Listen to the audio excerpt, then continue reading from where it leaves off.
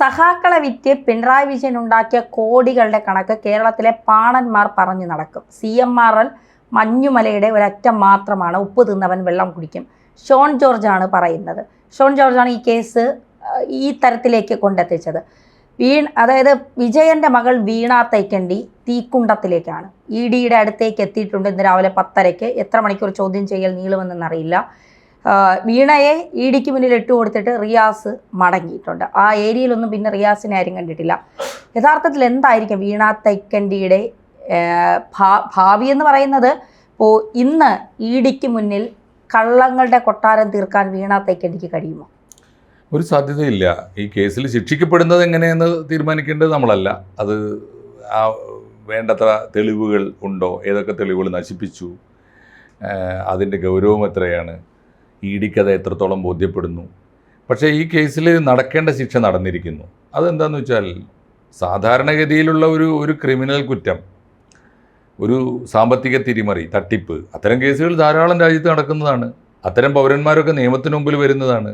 കുറ്റാന്വേഷണ ഏജൻസികൾ ആവശ്യപ്പെട്ടാൽ എത്ര വലിയ പൗരന്മാരായാലും പോയി ഇരുന്നു കൊടുത്തതാണ്. ഉമ്മൻചാണ്ടി എന്ന മുഖ്യമന്ത്രി ഉണ്ടായിരുന്നല്ലോ ഇവിടെ. ഇദ്ദേഹത്തിനെതിരായി ഇത്തരം കേസുകൾ വന്നതാണ്. അദ്ദേഹത്തെ അന്വേഷണ ഏജൻസി വിളിപ്പിച്ചതാണ്. മണിക്കൂർ കണക്കിന് അവിടെ പോയിരുന്നിട്ടൊരു മുഖ്യമന്ത്രി യാതൊരു സങ്കോചവും ഇല്ലാതെ ഇരുന്ന് ചോദിച്ച ചോദ്യങ്ങൾക്കൊക്കെ ഉത്തരം പറഞ്ഞതാണ്. ഒരു മുഖ്യമന്ത്രിക്ക് പോലും അത് ബാധകമാണ്. ഇത് മുഖ്യമന്ത്രിയുടെ മോളാണ്. മുഖ്യമന്ത്രിയുടെ മോളായി എന്ന കാരണത്താൽ നിയമം ബാധകമല്ല. ഏത് ഏജൻസി അന്വേഷിച്ചാലും മുഖ്യമന്ത്രിയുടെ മോളെ വിട്ടുകൊടുക്കില്ല. അതിനൊക്കെ പറഞ്ഞ കാരണം എന്താ? രാഷ്ട്രീയമായ കാരണം. മുഖ്യമന്ത്രിയുടെ മോളെ ടാർഗറ്റ് ചെയ്യുന്നത് മുഖ്യമന്ത്രിയെ ടാർഗറ്റ് ചെയ്യാനാണ്. മുഖ്യമന്ത്രിയെ ടാർഗറ്റ് ചെയ്യുന്നത് പാർട്ടിയെ ടാർഗറ്റ് ചെയ്യാനാണ്. പാർട്ടിയെ ടാർഗറ്റ് ചെയ്യുന്നത് ഗവൺമെൻറ് ടാർഗറ്റ് ചെയ്യാനാണ്. അതുവഴി ആഗോള ഇടതുപക്ഷ രാഷ്ട്രീയത്തെ മൊത്തമായി തകർക്കാനാണ്. വല്ല കാര്യമുണ്ടായിരുന്നോ? ഒരു നിയമത്തിന് മുമ്പിൽ നിയമം അനുസരിക്കുന്ന ഒരു പൗരൻ എന്ന നിലയിൽ, അന്തസ്സുള്ള ഒരു രാജ്യത്തിൻ്റെ പ്രജയെന്ന നിലയിൽ, ഒരു സംശയം പോലും നമ്മുടെ രാജ്യത്തിൻ്റെ അന്വേഷണ ഉദ്യോഗസ്ഥന്മാർക്കോ ഒരു ഏജൻസിക്കോ തോന്നിയാൽ നമ്മൾ ചെല്ലണ്ടേ? പോലീസ് ആവശ്യപ്പെട്ടാൽ, ഇപ്പോൾ എന്നോട് എത്രയോ തവണ പല കാര്യങ്ങൾക്കും മാഷേ ഒന്ന് സ്റ്റേഷനിൽ വരണം, അത് എൻ്റേതാവാം, അല്ലെങ്കിൽ ഞാനുമായിട്ട് ബന്ധപ്പെട്ടവരുടെ ആവാം, അല്ലെങ്കിൽ ഞാൻ ഇടപെട്ട ഏതെങ്കിലും കേസാവാം, ഏതെങ്കിലും സംഘടനയുടെ, എന്തിനായാലും പോണ്ടേ? പോകാനല്ലെങ്കിൽ എന്തിനാണ് നമ്മുടെ രാജ്യത്തിൻ്റെ നികുതി, രാജ്യത്തിൻ്റെ സുരക്ഷ? എന്താ കാരണം? രാജ്യത്തെ നമ്മൾ മാനിക്കുന്നത് എന്തുകൊണ്ടാണ്? രാജ്യം നൽകുന്ന സുരക്ഷയാണ് നമ്മുടെ സുരക്ഷ. വീട്ടിൽ നിന്ന് ഇറങ്ങിയാൽ ഞാൻ തിരിച്ചു ചെല്ലുന്ന ഉറപ്പുവരുത്തുന്നത് വേറൊന്നുകൊണ്ടുമല്ല, എന്നെ കൊത്തിപ്പറിക്കാൻ ഒരാൾക്കും സാധ്യമല്ലാത്ത വിധം എൻ്റെ രാജ്യത്ത് ഞാൻ സുരക്ഷിതനാണെന്ന് അതിൻ്റെ അർത്ഥം. ആ വിശ്വാസം കളഞ്ഞാൽ എന്താ അർത്ഥമുള്ളത്? ഇപ്പോൾ ഈ കേസിൽ സംഭവിക്കാൻ പോകുന്നത്, ഒന്ന്, നിയമസഭയിൽ പോലും ഒരു ചോദ്യം വന്നാൽ പൊട്ടിത്തെറിക്കുമായിരുന്നു നമ്മുടെ മുഖ്യമന്ത്രി. മാത്യു കുഴൽനാടൻ ഒരു ചോദ്യം ചോദിച്ചപ്പോൾ ഓർമ്മയില്ലേ? മാത്യുവിൻ്റെ വിചാരം എന്താണ്? വീട്ടിലിരിക്കുന്ന നിഷ്കളങ്കരായ മനുഷ്യരെക്കുറിച്ച് എന്തും പറയാമെന്നാണോ? ഇപ്പോൾ എന്തായി? ആ മുഖ്യമന്ത്രി കൈവിട്ടു. എന്നിട്ട് ഒടുവിൽ കാണിച്ച പണി എന്താ? വീണ തൈക്കണ്ടി എന്ന വ്യക്തിയെ, ഈ രാജ്യത്തെ ഒരു പൗരനെ ചോദ്യം ചെയ്യാൻ ഒരു അന്വേഷണ ഏജൻസി എന്നപ്പോൾ നാട്ടിലുള്ള ഗുണ്ടകളെ മുഴുവൻ വിളിച്ചു കൂട്ടിയിട്ട് ആ അന്വേഷണ ഏജൻസിയെ തല്ലി തകർത്തില്ലേ ഇവർ? വിനാശകാല വിപരീത ബുദ്ധി എന്ന് പറയും. ഇപ്പം എന്താ? സ്വന്തം കുടുംബത്തിനകത്ത് എന്താ കാരണം? വീണ തൈക്കണ്ടി ജീവിക്കുന്ന വീട്ടിനകത്ത് അദ്ദേഹത്തിൻ്റെ അച്ഛൻ എന്ന് പറയുന്ന മറ്റൊരാൾ, XOR Y ആരാവട്ടെ, അയാൾ ഉണ്ട്. അയാൾ ആരോ ആവാം. അയാളൊരു പക്ഷേ മുഖ്യമന്ത്രി ആവാം, അയാൾ പാർട്ടിയുടെ വലിയ പോളിറ്റ് ബ്യൂറോ മെമ്പർ ആവാം. നിയമത്തിന് മുമ്പിൽ എല്ലാവരും സമന്മാരല്ലേ? ഇപ്പോൾ എന്തായി? ഇപ്പോൾ കൂടെ പോവാൻ എന്തേ? എന്നാൽ പിന്നെ എൻ്റെ മോളാണെന്ന് പറഞ്ഞ് മുഖ്യമന്ത്രി കൊണ്ടുപോകണ്ടേ? പോയില്ലല്ലോ. അവസാനം എവിടെ ഭർത്താവ് എവിടെ എന്ന് ചോദിച്ചിട്ട് രണ്ടാം ഭർത്താവിനെ തേടി നടന്നപ്പോൾ അവസാനം ഭർത്താവാണിപ്പോൾ കാറിൽ കൊണ്ടുപോയി അവിടെ ഇറക്കുന്നത്. ഭർത്താവിനറിയാം നിയമത്തിന് മുമ്പിൽ മുൻമന്ത്രിയാണ്, മരുമോനാണെന്നൊന്നും പറഞ്ഞിട്ട് കാര്യമില്ല. അവിടെ കയറ്റിയതുമില്ല. നിയമത്തിൻ്റെ മുമ്പിലേക്ക് വീണ ഒറ്റയ്ക്ക് നടന്നു പോകുന്ന കാഴ്ച ഇന്ന് ലോകം കണ്ടോ? തീർന്നു. അതിൻ്റെ രണ്ടാമത്തെ അർത്ഥം, വീണ വിജയൻ അല്ലെങ്കിൽ വീണ തൈക്കണ്ടി എന്ന വ്യക്തിയെ സംരക്ഷിക്കാൻ ശ്രമിച്ചത് ആരൊക്കെയാണ്? കേരളത്തിലെ ഏറ്റവും വലിയ രാഷ്ട്രീയ പാർട്ടിയായ CPM ആണ് ഒന്ന്. അതിൻ്റെ പരമോന്നത പോളിറ്റ് ബ്യൂറോ വരെയുള്ള നേതാക്കന്മാരാണ്. കേരളത്തിലെ 10 കൊല്ലം ഭരിച്ച കേരള ഗവൺമെൻറ്റാണ്. ഇപ്പം എല്ലാവരും തള്ളിക്കളഞ്ഞില്ലേ? പാർട്ടി എന്താ പറഞ്ഞത്? നിയമത്തിൻ്റെ വഴിക്ക് പോകും. അതെന്നാണാവോ ഇവർക്ക് സ്വന്തം നിയമം ഉണ്ടായത്? പാർട്ടിക്ക് സ്വന്തം നീതിയാണ്, സ്വന്തം നിയമമാണ്, സ്വന്തം പോലീസാണ്, സ്വന്തം കോടതിയാണെന്നൊക്കെ പറയുന്നവർ ഇപ്പോൾ ബാധകമല്ലേ? ഇപ്പോൾ വീണ തൈക്കണ്ടിയെ ചോദ്യം ചെയ്താൽ അത് പിണറായി വിജയൻ്റെ നേരെ വരുന്നില്ലേ? പിണറായി വിജയനെ ചോദ്യം ചെയ്താൽ അത് പാർട്ടിക്ക് നേരെ വരുന്നില്ലേ? അതുകൊണ്ട് പാർട്ടി തള്ളിക്കളഞ്ഞു. ഒന്ന്. രണ്ട്, മുഖ്യമന്ത്രിയും തള്ളിക്കളഞ്ഞു. ഒടുവിൽ കാണുന്ന ദൃശ്യമനുസരിച്ചാണെങ്കിൽ, കേൾക്കുന്ന വാർത്തകളനുസരിച്ചാണെങ്കിൽ ഭർത്താവും ഏതാണ്ട് നിയമത്തിൻ്റെ വഴിക്ക് വിട്ടു. ഇനി അങ്ങനെയാണെങ്കിൽ ഒരു ചോദ്യം ഉണ്ടല്ലോ, ഇവർക്കൊക്കെ ധാർമ്മികമായി രക്ഷപ്പെടാൻ പറ്റുമോ? നിയമത്തിൻ്റെ വഴിക്ക് പോട്ടെ. എൻ്റെ മോള് സ്വന്തം വീട്ടിനകത്ത് ED കയറി വന്നിട്ടേ മാന്യമായി സ്വീകരണ മുറിയിൽ വിളിച്ചിരുത്തിയിട്ട് ഇരിക്കും മക്കളെ എന്താ വന്നത്, അപ്പോൾ അങ്ങയുടെ മകളെക്കുറിച്ച് ഒരു കേസ് വന്നിട്ടുണ്ട്, അത് അന്വേഷിക്കാനാണ്, അന്വേഷിച്ചോളൂ എന്ന് പറഞ്ഞ് വേണമെങ്കിൽ ഒരു ചായയും ഒക്കെ കൊടുക്കേണ്ട മുഖ്യമന്ത്രി എന്താ നാട്ടിലെ ഗുണ്ടകളെ മുഴുവൻ വിളിച്ച് കയറ്റിയിട്ട് ആ വന്ന വാഹനം വരെ അടിച്ച് തകർക്കുകയല്ലേ ചെയ്തത്. ഇപ്പം എന്തേ അതേ മോളെ ഒറ്റക്ക് ഈ അന്വേഷണ ഏജൻസിക്ക് മുമ്പിലേക്ക് എറിഞ്ഞു കൊടുത്തില്ലേ ഈ മുഖ്യമന്ത്രി? ഇദ്ദേഹത്തിന് ഇതുവരെ പറഞ്ഞു നിന്ന അന്തസ് എവിടെ? പഴയ വിജയനായിരുന്നെങ്കിൽ എന്നൊക്കെ പറയുന്ന പ്രസ്താവന ഉണ്ടല്ലോ, പിടിച്ച വാളിന് മുമ്പിലൂടെ. പ്രശാന്ത് ബ്രോ പറഞ്ഞാണ് ശരി, ഇതുപോലൊരു ഭീരുവിനെ എൻ്റെ ജന്മത്തിൽ ഞാൻ കണ്ടിട്ടില്ല. ഭീരുക്കളുടെ ഏർപ്പാടാണ്. അശോകും പറഞ്ഞിട്ടുണ്ട്, ഗുണ്ടായിസം എന്ന് പറയുന്നത് ഭീരുക്കളുടെ ഏർപ്പാടാണ്. അപ്പോൾ നിയമത്തെ അനുസരിക്കാത്ത നിയമം ലംഘിക്കുന്നവരുടെ ഏർപ്പാടാണ്. ആ ഗുണ്ടായിസം പൊളിഞ്ഞില്ലേ? മോളെ നിയമത്തിന് മുമ്പിലേക്ക് കൊടുത്തില്ലേ ആരുമില്ലാത്ത വിധം. അതുകൊണ്ട് മുഖ്യമന്ത്രിയുടെ കുടുംബം, പിണറായി വിജയൻ്റെ കുടുംബം അവരെ ഒറ്റപ്പെടുത്തി നടത്താം. വീണ തൈക്കണ്ടിയെ നേർക്കുനേരെ പറഞ്ഞാൽ വീണ തൈക്കണ്ടി എന്ന മകളെ പിണറായി തള്ളി പറഞ്ഞിരിക്കുന്നു. വീണ തൈക്കണ്ടിയെ കമ്മ്യൂണിസ്റ്റ് പാർട്ടിയും തള്ളി പറഞ്ഞിരിക്കുന്നു. CPM-ൻ്റെ സംസ്ഥാന കമ്മിറ്റി നിയമത്തിൻ്റെ വഴിക്ക്. ഇത് പണ്ടുണ്ടായിരുന്നില്ല. നേരത്തെ കോടിയേരി ബാലകൃഷ്ണന്റെ മക്കൾ കേസിൽപ്പെട്ടപ്പോൾ പറഞ്ഞത് അത് നിയമത്തിൻ്റെ വഴിക്കാണ്, അത് അവർ പിണറായിയെ പറഞ്ഞത്. പക്ഷേ സ്വന്തം മോളെ കാര്യം വന്നപ്പോൾ അങ്ങനെ ആയിരുന്നില്ല, ഇപ്പം അങ്ങനെ വന്നു. ഇനി ഈ കേസിൻ്റെ വേറൊരു പ്രാധാന്യം കൂടിയുണ്ട്. പിണറായി വിജയനെ അധികാരത്തിൽ നിന്ന് പുറത്താക്കിയത് ആരാ? തീർച്ചയായിട്ടും കോൺഗ്രസും BJP-യും അല്ല. ഈ ഗവൺമെൻറ്റിനെ തോൽപ്പിച്ചത് പാർട്ടിക്കാരാണ്, ഇടതുപക്ഷക്കാരും CPM-കാരുമാണ്. എന്തായിരുന്നു കാരണം? അവരുടെ പാർട്ടിയോട് അവർക്ക് ഇഷ്ടമില്ലാഞ്ഞിട്ടല്ല, പാർട്ടിയോട് സ്നേഹമില്ലാഞ്ഞിട്ടുമല്ല. ഈ പാർട്ടിയെ നശിപ്പിച്ച ഏതാനും വ്യക്തികൾ ഇതിൻ്റെ തലപ്പത്തുണ്ട്. അതിൽ നമ്പർ 1 പിണറായി വിജയനാണല്ലോ. നമ്പർ 2 MV ഗോവിന്ദൻ എന്ന സൈദ്ധാന്തികനാണ്. മൂന്നാമത്തെ ആൾ MA ബേബി എന്ന കപടനാട്യക്കാരനുമാണ്. ഈ 2-3 ആളുകളാണ് ഇതിന് ഉത്തരവാദി. അവരുടെ ചിത്രം കണ്ടുകൊണ്ട് ഇനി ഈ പാർട്ടി അധികാരത്തിലേക്ക് തുടരേണ്ടതില്ലാന്ന് തീരുമാനിച്ചതാരാ? CPM-ആണ്. അതിലെ പ്രധാനം എന്താ പിണറായി വിജയനോട് ഇത്രയേറെ അലർജിയും വെറുപ്പും CPM-മാർക്ക് തോന്നാനുണ്ടായ കാരണം? ഒരു കാരണം അദ്ദേഹത്തിൻ്റെ പെരുമാറ്റമാണ്, ധാർഷ്ട്യമാണ്, ധിക്കാരമാണ് എന്നൊക്കെ വേണമെങ്കിൽ പറയാം. യഥാർത്ഥ കാരണം അതല്ല. CPM-മാർ പണ്ട് സ്വജനപക്ഷപാതം കാണിച്ചിട്ടുണ്ടാവും. അതാരായി സ്വജനം? CPM-ൻ്റെ അല്ലെങ്കിൽ കമ്മ്യൂണിസ്റ്റുകാരുടെ സ്വജനം. ഏത് പാർട്ടിയുടെയും രാഷ്ട്രീയത്തിലെ സ്വജനം എന്ന് പറഞ്ഞാൽ ആരാ? സ്വന്തം പാർട്ടിക്കാരാണ് സ്വജനം.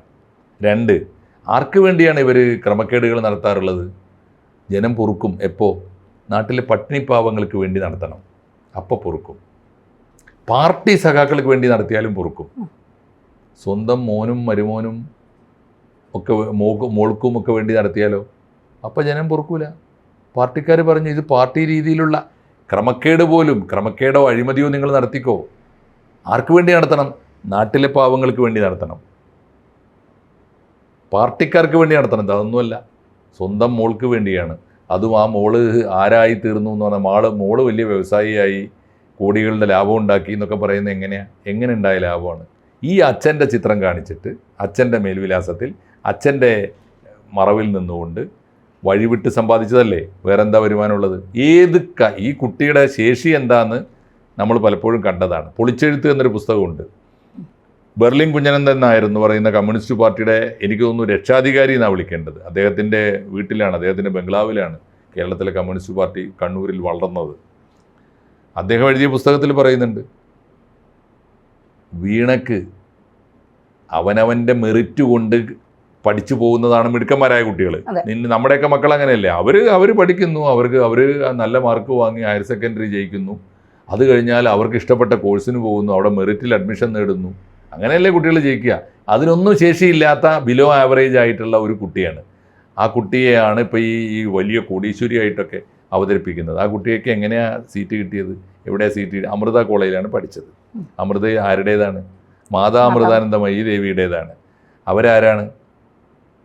അവർ ആൾദൈവമാണ് എന്ന് ഇവർ നിരന്തരം ആക്ഷേപിക്കുന്നവരാണ്. മാത്രമല്ല അവരെക്കുറിച്ച് എന്താ ആക്ഷേപങ്ങളൊക്കെയാണ് ഓർമ്മയില്ലേ പറഞ്ഞത്? എന്തൊക്കെയാണ് പറഞ്ഞത്? കൊല്ലം കടപ്പുറത്തെ മീൻ പെറുക്കി നടന്ന മുക്കുവത്തി പെണ്ണാണെന്നൊക്കെ പറഞ്ഞ് ആക്ഷേപിച്ചവരല്ലേ. അങ്ങനെ ആക്ഷേപിച്ച് നടക്കുന്ന കാലത്ത് ആൾദൈവങ്ങൾക്കെതിരായി CPM വലിയ ആക്ഷേപങ്ങൾ ചൊരിയുന്ന കാലത്താണ് ആ പ്രക്ഷോഭങ്ങളൊക്കെ നയിച്ചിരുന്ന പിണറായി വിജയൻ അമ്മയുടെ കാല് പിടിക്കാൻ പോകുന്നത്. കൊണ്ടുപോകുന്ന ആരാ? ബെർലിൻ കുഞ്ഞനന്തൻ നായർ. എന്നിട്ട് അദ്ദേഹം പറയുന്നുണ്ട്, അദ്ദേഹത്തിന് ഈ പിണറായി വിജയൻ എന്ന മനുഷ്യൻ്റെ സ്വാർത്ഥതയുടെ ആഴം എത്ര വലുതാണെന്ന് അദ്ദേഹം പുസ്തകത്തിൽ പറയുന്നുണ്ട്. ഒടുവിൽ സീറ്റൊക്കെ കിട്ടി.